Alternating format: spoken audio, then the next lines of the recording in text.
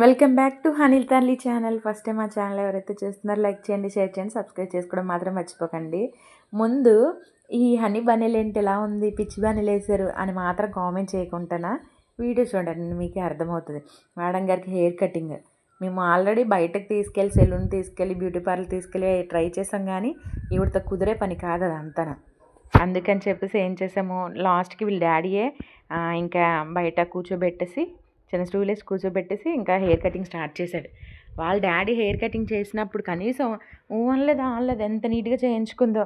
అదే సెలూన్కి తీసుకెళ్ళిన beauty parlour తీసుకెళ్ళిన ఏం చేస్తుందంటే ఆ వద్దు అని చెప్పి ఇంకా అక్కడి నుంచి తీసుకెళ్ళిపోండి అని చెప్పి ఏడుస్తుంది.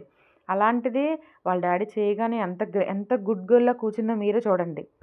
ఇంకా వాళ్ళ డాడీకి చెప్తుంది, డాడీ ఇక్కడ ఉంది హెయిర్, ఇది ఇక్కడ ఉంది, కట్ చేయు అని చెప్పి.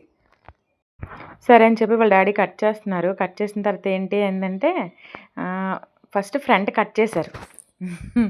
హెయిర్ స్టైల్ చూసి మాత్రం మీరు నవ్వుకోకండి, బాగానే వచ్చిందిలేండి, అంత కాకపోయినా నీట్గానే వచ్చింది. వాళ్ళ డాడీ ఇంటెన్షన్ అంతా ఏంటి అంటే తనకి జుట్టు కళ్ళల్లోకి రాకూడదు, చిరాగ్గా ఉండకూడదు, అంతే.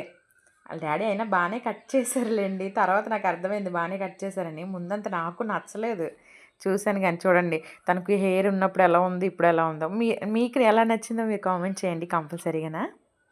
అయితే ఇంకా డాడీ సైడ్లు కూడా కొంచెం కొంచెం కట్ చేస్తారు. నేను అనుకోడా కిందకి కట్ చేస్తారు కదా, వెనక వైపు కూడా కట్ చేస్తారు, బాగుంటుందిలే, ఇంకా తనకి చిరాగ్గా ఉండదంటే కింద వైపు కట్ చేయరంట, అది స్టైల్ అంట, ఆవిడకి స్టైల్ అది. పోనీ కింద వైపు అయినా కట్ చేస్తే బాగున్ను, కట్ చేయలేదు.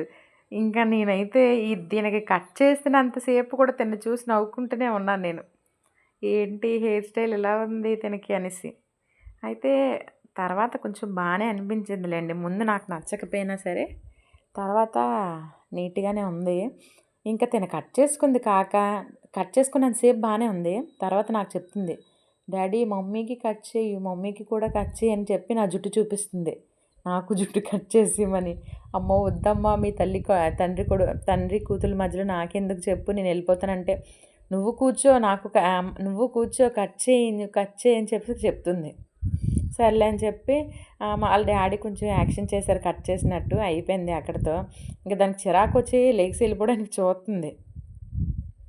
అయితే వాళ్ళ డాడీ అయితే వదలలేదు, కూర్చో అమ్మ అయిపోయిందంటే ఇక చూడండి నన్ను కూర్చోమని చెప్తుంది, నువ్వు కూర్చో అమ్మా అనేసి.